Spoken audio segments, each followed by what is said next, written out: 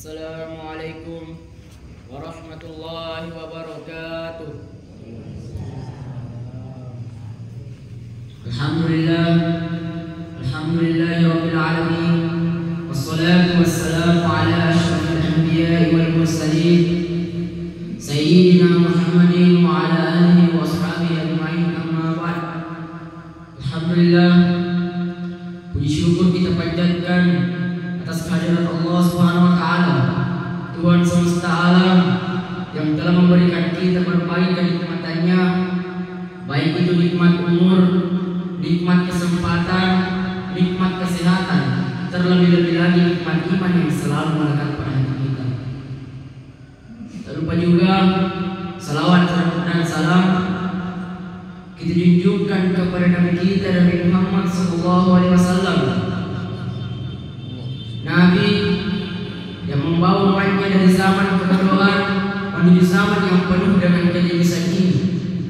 Nabi yang membawa umatnya dari zaman kegelapan menuju zaman yang terang benderang dengan satu konsep minaz-zulumati ilan nur.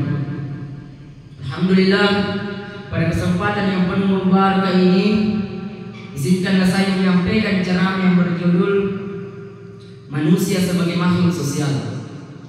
Apakah yang dimaksud makhluk sosial? Makhluk sosial adalah makhluk yang bermasyarakat, yang tidak dapat hidup sendiri tanpa bantuan orang lain.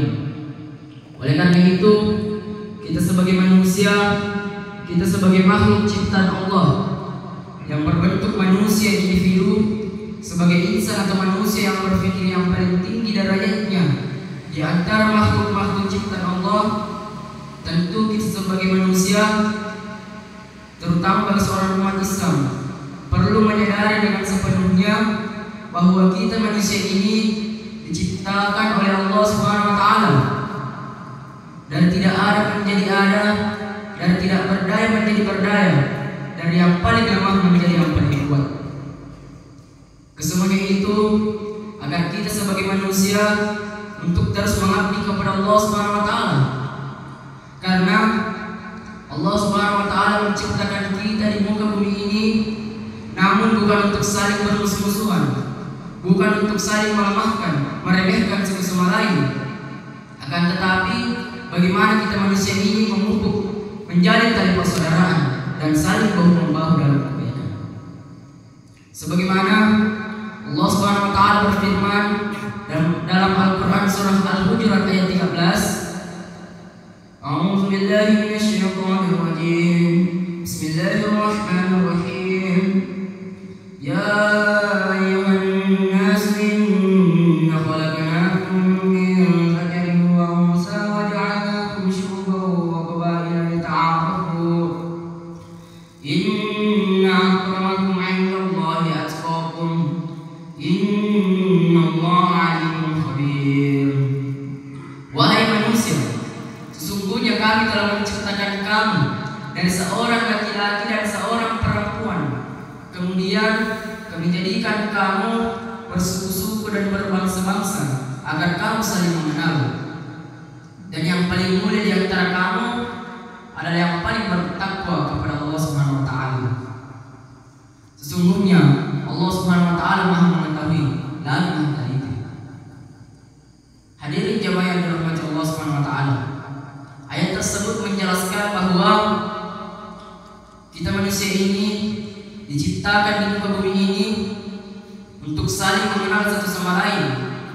Karena manusia adalah makhluk sosial, makhluk yang bermasyarakat, yang tidak dapat hidup sendiri tanpa bantuan orang lain.